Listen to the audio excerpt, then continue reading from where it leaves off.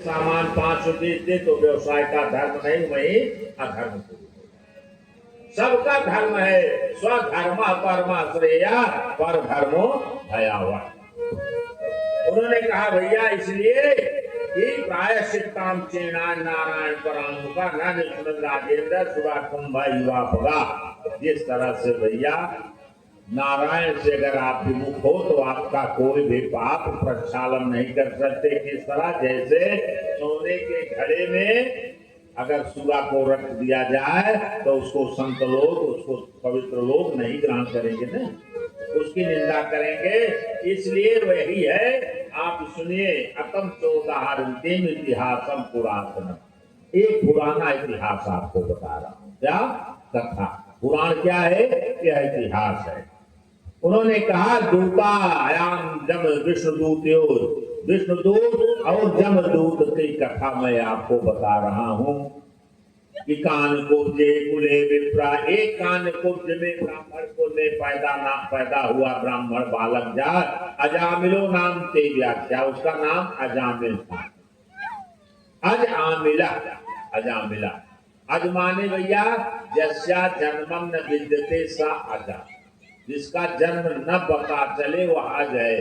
तो आत्मा क्या है भैया? ईश्वर अंश, जीव अविनाशी है। जीव ईश्वर का अंश है भैया, अज।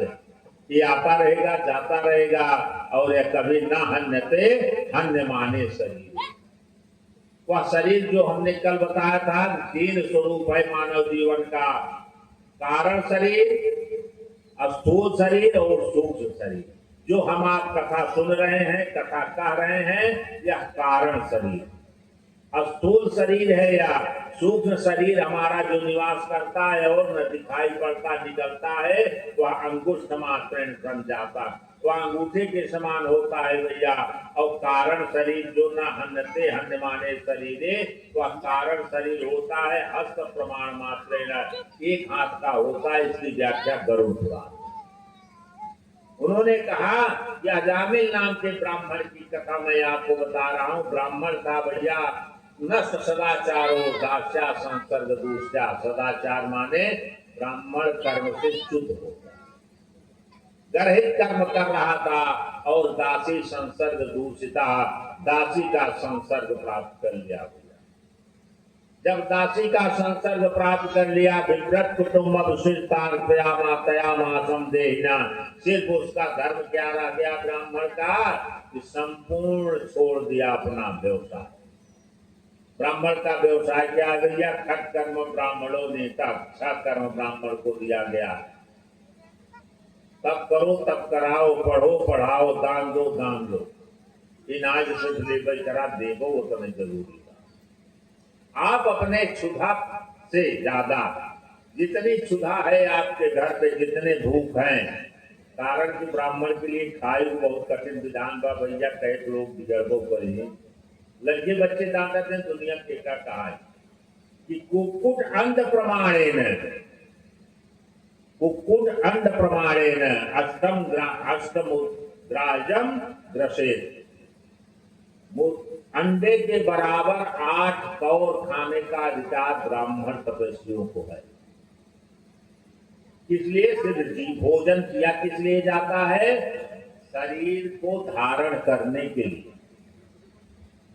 ये हमारा शास्त्र कहता है, शरीर धारण करने के लिए भोजन होता है। भोजन भैया तामस के लिए नहीं होता है। भोजन भूख की वस्तु नहीं है। भोजन तो नियम वस्तु गोविंद नारायण को समर्पित करके जो कुछ मिल जाए जिस अभ्यागत को खिलाने के बाद स्वतः खा। उन्होंने कहा वह ब्राह्मण जो था वो विव्रत कुटुंब सोचे, अच्छा हो बुरा हो, पवित्र हो अपवित्र हो, किसी तरह से हमारे बच्चे खूब खाएं, खूब पिए, खूब बढ़िया से नहीं ले आके बांधे रहा। 10 प्रौषा पुत्रा 10 शाम जो मत 10 लड़कियां इस तरह से बाजामिल से हो गए थे। 10 बालक हो गए और सबका भरण पोषण गर्हित कर्म करके कर रहा है। धीरे धीरे समय बिता मतिन चकार तने। एक समय की बात है,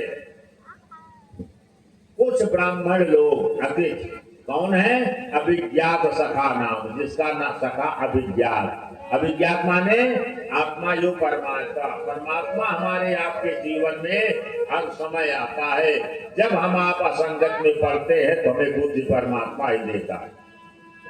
वह परमात्मा आता है भैया। और इनके यहाँ यही माघ के महीने में ब्राह्मण संतों का समूह आया।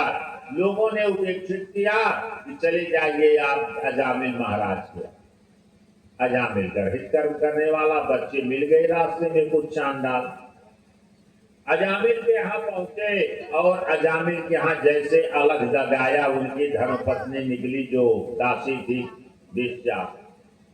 कहा महाराज हमारा पति तो गर्हित कर्म करने वाला है, हमको तो यही लग रहा है कि वही जैसे निषाद राज ने भगवान से कहा था कि ले बस बेसन बसन छोड़ाई। हम सब तो भैया जो कुछ ले रहा था सब छोड़ाई ले।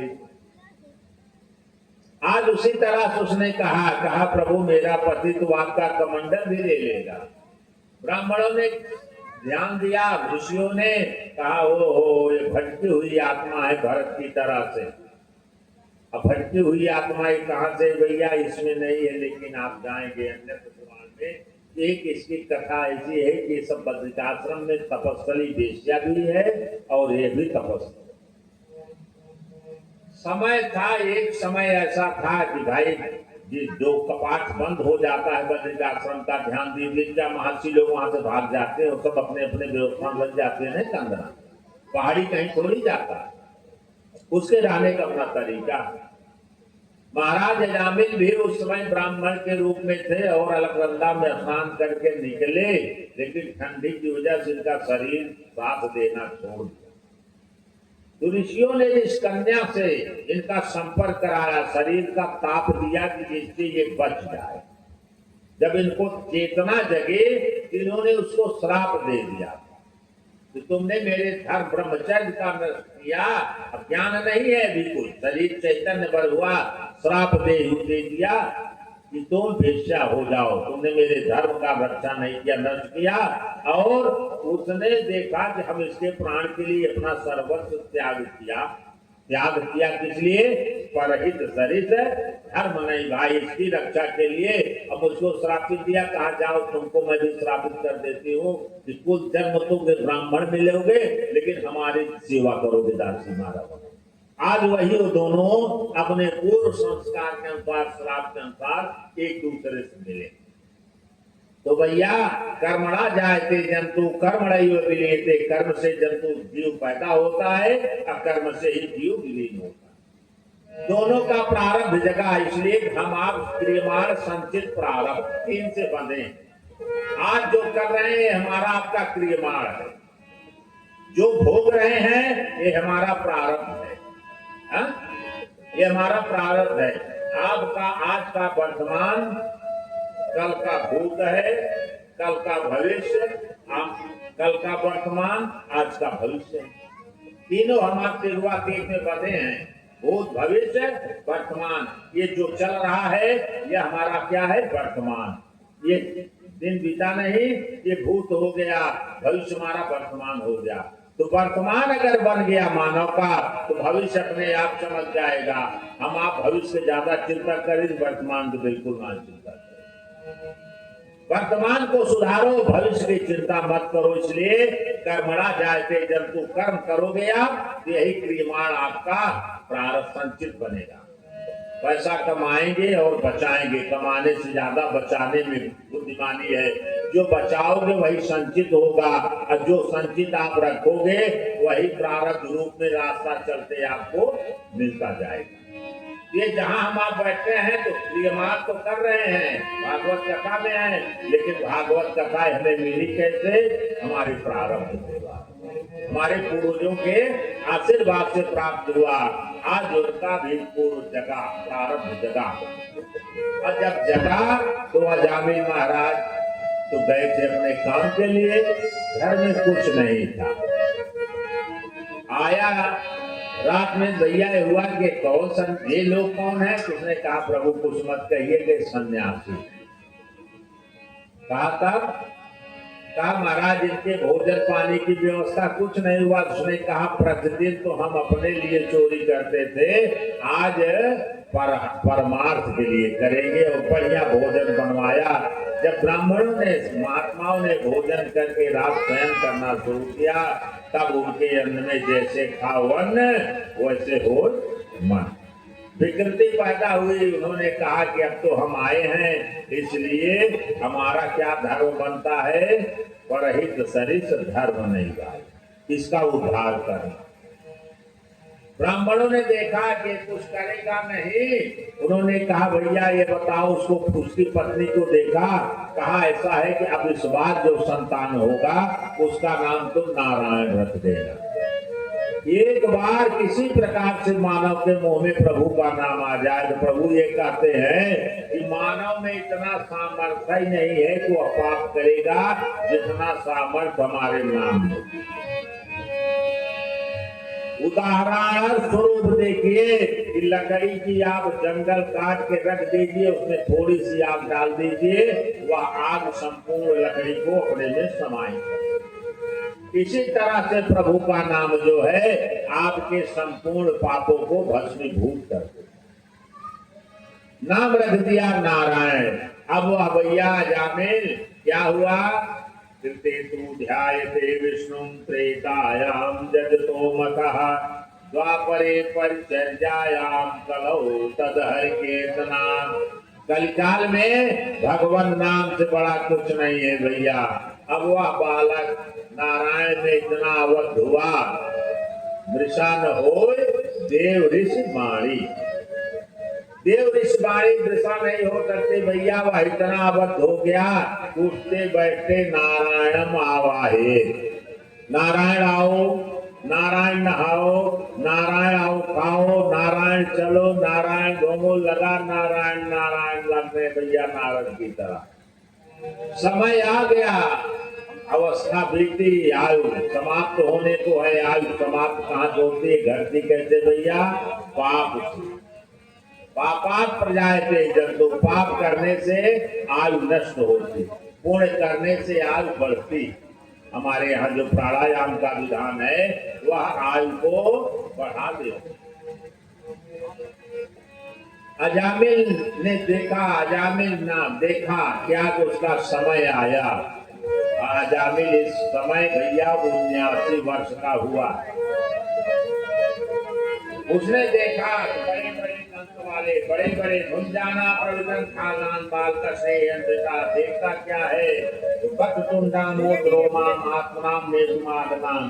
बड़े बड़े दांत वाले, बड़े बड़े रोए वाले, बड़े बड़े हथियार लिए हुए, वो डरे कान, बड़े भयानक स्वरूप वाले मुझे लेने के लिए आ गए। आबद्धम बांध दिया और लेने की तैयारी किया। उसने देखा जब किसकी शरण में जाऊं सब हरि शरणम जजव।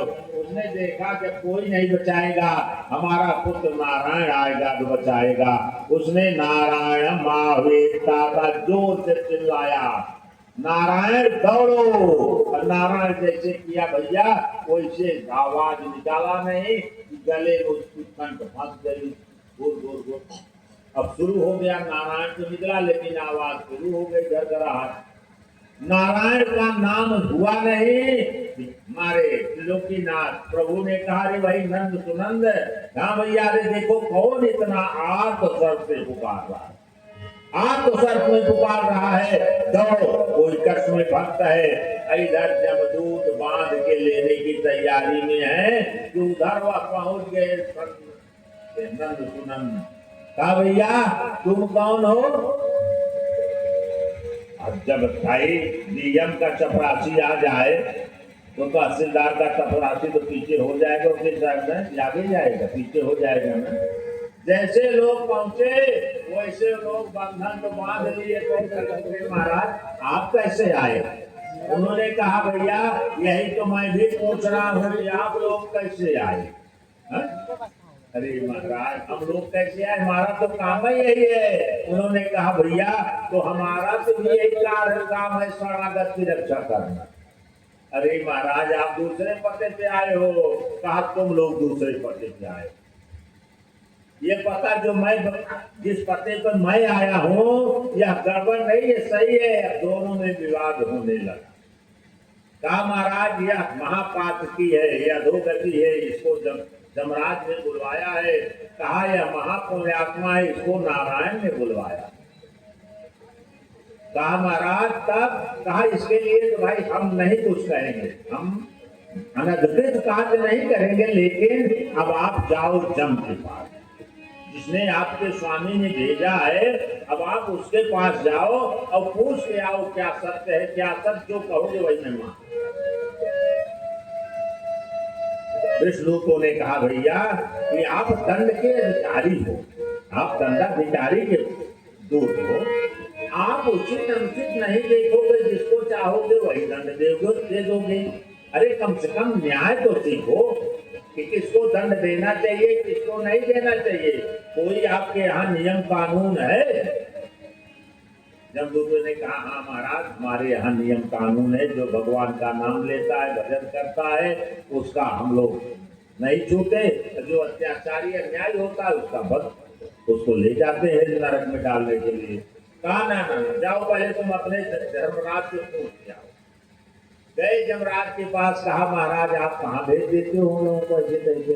विष्णुदूत आकर के बीच में रंगा डाल दिए हैं और दोनों का संवाद अजामिल भैया सुन रहा है।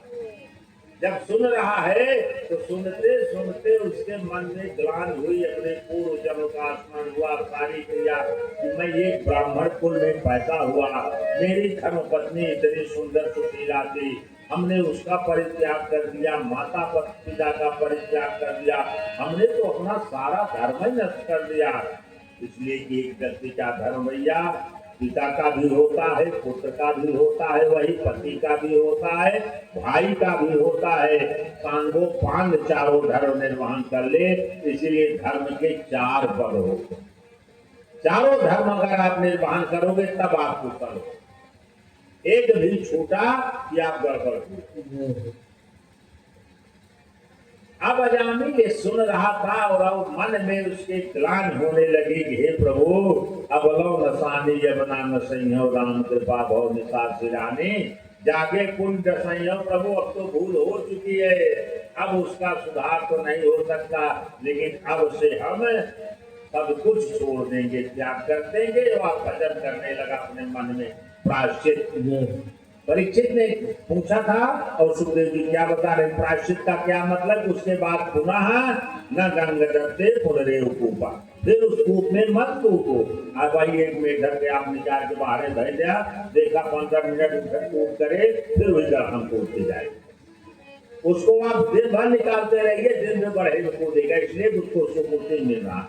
ऐसे हम आप जितने हैं माया में फंसे हुए मानव वही करते हैं। एक क्षण के लिए ज्ञान दाता, उसके बाद जय हरि। क्यों? विष्णु माया भरोसी हुआ हमें आपको सम्मोहितम जगत मोहित कर लेती। जब संवाद हुआ पहुंचे जमदूत लोग जम के पास।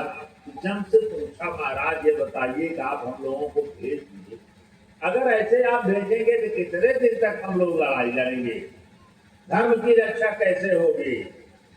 जमदूतों ने कहा भैया देखो, नारायणो नामः वेदा। क्या कहा था? उन्हें पूछा कैसी घटना बताए? कहा नारायणो नामः वेदा। नारायण माने जो एक बार नारायण का नाम ले लिया वह चारों वेदों का जाता हो। नारायणो मम प्राण हिता, नारायण मेरे प्राण में, अंतरात्मा में कौन निवास करता है? भगवान प्राण में है। नारायणो, जिस तरह से भगवान कहते हैं ना कि गाँव में हृदय संतु गाँव मध्य बसाम में, हमने महाराज ने कहा था, महाराज धर्मराज ने, और उसने नारायण का नाम लिया तो उन्होंने कहा भैया आज से तुम लिख लो, संविधान बदल रहा हूँ। कहा क्या? कहा ना, अब संविधान हमारा ये होगा कि आज से हमारे आपके लिए कल्याणार्थ क्या मिला है हम आपको? भगवान नाम। मरते वक्त भगवान नाम ले लिया जाए तो कल्याण हो जाएगा। तो क्या मरते संकल्प वाले पहले न ले भाई, यह संकल्प कैसे करते लोग जब मरते के लिए? तो जब भैया जीएन कहन दादा मुए कहन सराधा मरद भगवान का नाम आए या जामिल की नाम माती बेटवा घेर गया, यह तो जब आप रगड़ करोगे तब काम करते रहो, नाम जपते रहो। जब आपका क्रम बन जाएगा जपने का तो आपको कोई नहीं रोक सकता। मारते समझ आप भजनानंदी बन जाओ। धर्मराज ने कहा भैया इस तरह से जिसके घर में तुलसी हो, गंगा जल मुख में पड़ा हो, तुलसी दल पड़ा हो, शालिग्राम की शिला के चरणोदक पड़ा हो और कुशा के ऊपर मरा हो और तिला तिला दरभा दरभाने कोस तिल, ये 5 चीज पवित्र मानी गई। अगर या किसी घर में है तो कहा भैया तुम लोग उस घर का परिक्रमा मत करना, प्रणाम करके चले आना। बोले वृंदावन बिहारी लाल की जय। अजामिल सब सुन रहा था बैठ के। गुडुर भैया जमदूतों ने कहा तो महाराज अब कहा भैया जा क्या सीख के आए? कहा प्रभु हमारे तो महाराज ने ऐसा कहा। उन्होंने कहा राजा परीक्षित ने कहा निशम्य देवा सबटोपवाणितम। महाराज इस तरह से भगवान ने कहा भैया प्रत्याह किम काम पर धर्मराजा। धर्मराज प्रत्यक्ष को प्रमाण मानते हैं। प्रत्यक्षम किम प्रमाणम, जो दिखाई पड़ रहा है उसमें प्रमाण की जरूरत नहीं होती है। प्रमाण कहाँ खोजा जाता है? जो कानों से सुना गया है उसमें प्रमाण देखा जाता है। इसीलिए भैया कहा है कि बहवो लोका, बहुत से लोग हैं, अस्यात् वार्ता, तमाम वार्ताएं। ऐसा नहीं कि एक ही जगह है, तमाम वार्ता है। आप अपने धर्म के अनुसार, अपने कर्म के अनुसार भगवान नाम लेते रहे। आपको दिन भर काम करना है तो आप कितनी देर पूजा करोगे? दिन भर। अरे पूजा है आपका कर्म, जिसमें कर्म में है, जहां भी है आप अपने कर्म से चोरी मत कीजिए। अपने कर्म को सांगोपांग कीजिए और प्रभु का नाम लीजिए। अजामिल सुनता रहा। विष्णुदूतों ने जमदूतों से मुक्ति दिलवा दिया और स्वतः वहां से चले गए। उसको 2 पुण्य मिला। एक तो अपने पाप का प्रायश्चित करने के लिए समय मिल गया, कारण कि नारायण के विष्णुदूतों का दर्शन मिल गया। भैया दर्शनात् अस्पर्शनात् पापात् सद्य मुच्यते। दर्शन कैला, स्पर्श कैला, जैसे गंगा जी में कहा गवा गंगा जी के दर्शन कैला, स्पर्श कैला, स्नानात् अवगाहनात्। चाहे स्नान करा, चाहे को बुद्धि बुरा, कल्याण चारम महाया। गंगा गंगे जो जनाम सतैरपि सर्व पाप विमुक्ते विष्णुलोकम स गच्छति। तो भैया एक बार नाम लेने से यह फल मिलता है। जो भजनानंदी है उसका क्या होगा? अजामिल जब दोनों चले गए, खारा और उठा वहां से भैया धूल धूल पड़ा। कहा बोलो नसानी अब ना नसइयो। वहीं से जो वस्त्र पहना था, जिस स्वरूप में था भैया, वह चल दिया। कहाँ पहुंचा? मथुरा पहुंच गया, वृंदावन गोलोक में। और 10वां पाठ था। 10वें स्कंद भागवत, श्रीमद् भागवत के 10वें स्कंद का पाठ करके वह अपना सब कुछ बना लिया। पुनर्वैकुंठ चला गया। बोले वृंदावन बिहारी लाल की जय। इस तरह से भैया श्रीमद् भागवत कथा में प्रवृत्ति और निवृत्ति दोनों मार्गों का विस्तृत वर्णन किया गया। ये कथाएं हमें आपको एक सीख देती हैं। अजामिल एक हमारे आपके लिए भागवत कथा में यह बताइए 6वें स्कंद में अजामिल की कथा आने का क्या हो? अजामिल की कथा का क्या औचित्य होता है? ये आध्यात्मिक कथा है। श्रीमद् भागवत कथा आध्यात्मिक कथा है, लेकिन हमें आपको एक राह दिखाती है अजामिल। कहीं हम आप अजामिल तो नहीं बने बैठे हैं। अगर अजामिल बने बैठे हैं तो यह कथा हमारे आपके कल्याण के लिए उद्देश्य किया। व्यास महाराज का उद्देश्य क्या था कि घोरे कलौ जातान जीवान शासुरतान गतान तस्या शोधने किम परायणम। उनकर शोधन कैसे हुए, मार्जन कैसे हुए, उनकर कल्याण कैसे। कारण क्या है? अज्ञान भ्रांत विध्वंस। अज्ञानता क्या हमारे अंतर्गत है? यही अज्ञानता है कि हमसे बड़ा ज्ञानी कोई नहीं, हमसे बड़ा बुद्धिमान कोई नहीं, हमसे बड़ा धनवान कोई नहीं, हमसे बड़ा बलवान कोई नहीं। एक बार आ गया तो मानव अधोगति को प्राप्त करेगा। जितने चारों आन बा भैया वो तो फिर बागवान हो जाएगा, भ्रष्ट होए तो संपूर्ण नष्ट हो जाए। इसलिए अज्ञान भांत विध्वंसा कोटि सूर्य समप्रभा सूता ख्याहि कथा सारम मम कर्ण रसायन। जो कानों के द्वारा हृदयंगम हो और जब कानों के द्वारा जाएगी भैया तो हमारे मन मलिनता को दूर करेगी। हम श्रवण करेंगे और मनन करेंगे। इसलिए श्रीमद् भागवत कथा में अजामिल की कथा है। श्रीमद् भागवत की कथा का आप सांगोपांग श्रवण कीजिए, मनन कीजिए, तो कहीं नहीं है कि आप परिवार को छोड़ दीजिए। आप दिव्य परिवार दशम स्कंद में पहुंचेंगे। भगवान सुंदर से नारायण से जैसा परिवार किसी ने नहीं रखा है। और इनका इतना ही है कि आप अपने लिए नहीं परिवार के लिए कुछ कर सकते। सारा वैभव व्यवस्था परिवार के लिए होती है, अपने लिए नहीं होती है। मालिक जो स्थिति होती है, कल कथा वो आएगी अम्बरीश की कथा मैं जरूर थोड़ा सुनाऊंगा कि अम्बरीश एक चक्रवर्ती राजा था, लेकिन नियम क्या बताया है गृहस्थ आश्रम वालों ने। हम आप क्या करी थे, बात छोड़ दे भैया मास्टर साहब। आज अपने समय में आप जा तो दुल्हनी सब नोने से चावल खा ले, वही भात और कहूँ सब्जी न मिली हो सब जन आते हैं कि दुल्हे लड़के सब छान जाते हैं के पूछते का वगैरह। हाँ होता यही था ना, घर में भोजन बचा है कि नहीं बचा है यह भी कोई नहीं सोचता था। जबकि मालिक की जिम्मेदारी, भागवत कथा क्या कहती है कि मालिक की ये जिम्मेदारी होती है कि परिवार में जब तक सब लोग न खा ले मालिक को नहीं खाना चाहिए, या तो इतनी व्यवस्था वो करके रखे। ये अम्बरीश की कथा में आप लोगों को सुनाऊंगा। ये भागवत कथा आपको बहुत सुंदर उपदेश देती है। बता रहे सिर्फ मरने वाले के लिए, अंतर जीने वाले के लिए। आप किस धर्म में कैसे रहें, चाहे जहां आप रहें, किसी को कोई व्यवधान नहीं देता। लेकिन आप जिस धर्म के हो, जिस धर्म में हो, स्वधर्मा परमा श्रेया, आप अपने धर्म की रक्षा करो। आप पिता हो तो आप अपने धर्म की रक्षा करो। हम पुत्र हैं, हम अपने धर्म की रक्षा करें। आप पत्नी हो, आप अपने धर्म की रक्षा करो। हर व्यक्ति अगर अपने अपने धर्म की रक्षा करने में लगा रहेगा तो कहीं भी व्यतिक्रमण नहीं होगा।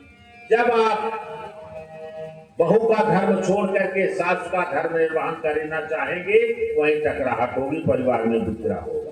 पुत्र जब पिता बच्चों का तो कहा, अरे भैया 80 साल का हम पढ़े तो हमका उतर जान तो 25 साल में कौन साथ पढ़ लिया। अरे आप उस 60 साल का अनुभव तो जोड़ो। अरे भाई उस 60 साल में जो पढ़ा हमने अनुभव किया, उसको पढ़ने में आपको समय लगेगा ना। तो उस अनुभव की जो कीमत नहीं आप दे रहे हो, आपको देना चाहिए। नहीं, पिता ने हमारे उस अवस्था उस समय को पार कर लिया। अजामिल की कथा हमें आपको उपदेश देती है कि हम आप अपने अंतिम समय को सुधारने के लिए तैयार। ये भागवत कथा आपको जीने का तरीका बताती है, मरने का तरीका बताती है, परिवार कैसा होना चाहिए, राजनीति कैसा करना चाहिए। इसलिए कन्हैया से बड़ा राजनीतिज्ञ कोई नहीं था, उससे बड़ा कूटनीतिज्ञ कोई नहीं था, उससे बड़ा बढ़िया भैया दंड देने वाला नियंत्रता नहीं था। स्वतः कुछ नहीं करता था, सब होता था। बोले श्री कृष्णचंद्र भगवान की। अब इसी में एक कथा आती है भैया अष्टम स्कंद में ही। बृहस्पति और इंद्र, जो आज हमारे कलिकाल की व्यवस्था बनी है कि संध्या की गुरु दूसर देव सवेरे, दूसर देव परसों पूरे, तीसर देव नरसों चौथे दिन, इसकी कथा आई है। बृहस्पति महाराज और इंद्र। एक समय की बात है, राजा परीक्षित ने प्रश्न किया, ऐसे थे इनके जो गुरु थे वो धौम्य ऋषि। कथा कौन सुना रहा है? सुखदेव जी। ये कहिए धौम्य ऋषि को क्यों नहीं सुना? धौम्य ऋषि ने कहा इसलिए कि सुखदेव कौन थे भैया? अब आप देवी भागवत का भी अध्ययन कीजिएगा तो वहां पता चलेगा। सुखदेव माने साक्षात शिव थे। व्यास ने शिव की उपासना करके सुख का प्रादुर्भाव हुआ था, और सुखदेव जी सिर्फ परीक्षित को कथा सुनाए और दूसरे को नहीं सुनाए। विष्णुरात और ब्रह्मरात, ये दोनों की कथा चली, तीसरी कथा नहीं चली है। और कहाँ गए हैं अंत में? यक्ष ब्रजंत मनुपेत मुपेत कृत्या द्वैपायनो विरह कातरया जुहावा पुत्रेति तन्मय तया तरोभिनेदो तम सर्वभूत हृदय मुनिमान तोस्मि। जब छोड़े हैं, वैराग्य लिए हैं कि कहाँ पहुंच गए? हिमालय पे, और वहीं से अपने को ऊर्ध्व गति पहुंचा दिया। तो भगवान भोलेनाथ का स्थान कहाँ है? हिमालय है, कैलाश तो है। तो महाराज बहुत समय से चले गए थे और किसी को कथा नहीं सुनाए थे कि ये शिव है, कथा शिव का ही है, शिव से ही कथा का प्रादुर्भाव होता है भैया, दूसरा कोई नहीं सुनाता। राजा परीक्षित ने पूछा, महाराज कथम विद्वेषितम, राजन महाराज गुरु शिष्य का झगड़ा कम बहुत सुने ना करो, कहन बहुत बढ़िया बात भैया, सुनो ये भी कथा बताता हूँ। एक समय की बात थी, महाराज इंद्र जो थे अपने सभा में बैठे थे। तो मानव जब भैया राग देश में जाएगा तो उसका विवेक बुद्धि नष्ट हो जाता है। कारण कि राग में अब गए आप कि आपके मन में लोभात भवत सम्मोहन, लोभ होगा तो उसको प्राप्ति के लिए सम्मोहन होगा। सम्मोह जब होए आपका न मिलन का होए, सम्मोहात क्रोध होए, क्रोधात क्रोध होए आपका, अब क्रोध कामात क्रोधात, कामना क्रोधी का सम्मोहन भाव करे प्रति, तो आपको क्रोध होगा। क्रोधात बुद्धि भ्रष्टता, जब क्रोध होए तो बुद्धि पहले नष्ट हो जाएगी, अविवेकी पुरुष शरीर बुद्धि नष्ट हो जाएगी। और जब बुद्धि नष्ट होगी तो भैया सब विनश्य, तब आपका विनाश होने में देर नहीं है। इसलिए उतना ही करो, काम की चाहना होना चाहिए, काम होना चाहिए, लेकिन काम के पीछे लोभ को मत आने दी। लोभ इतना प्रबल ना हो जाए कि आपके हृदय में सम्मोहन पैदा कर दे। आज महाराज इंद्र भी उसी लोभ में पड़े हैं। राग रसोई चल रही थी, इंद्र ने सोचा, इतने में बृहस्पति महाराज आ गए। जैसे बृहस्पति आए, देवताओं ने देखा, लेकिन नाच बढ़िया चल रही थी, राग अप्सरा नृत्य कर रहा था, गंधर्व गा रहे थे। इंद्र ने सोचा गुरु आए हैं, आसन लेके बैठेंगे। अतिथि देवो भव, कोई बिना बताए आ रहा है तो क्या है, हमारा अतिथि है, देवता है ना, गुरु तो गुरु ही होता है। आगतम स्वागतम कुर्यात, हमारा धर्म क्या है कि पहले आने वाले का स्वागत करें। कुशलम क्षेमम, कैसे आए क्या है इस बाद में, पहले स्वागत। स्वागत का मतलब अर्घपात याजमनी, जो हम आप देवताओं को देखते हैं उस तरह से उनकी सेवा करें, तब कुशल क्षेम पूछे। अब कुछ मनाई खड़े खड़े द्वारे को, भैया सब कुशल मंगल बात हो रही है, या माते द्वारे में जाना है, पानी पिया पर वही चौराहे से लौटा दे नहीं, अगर वो आया है तो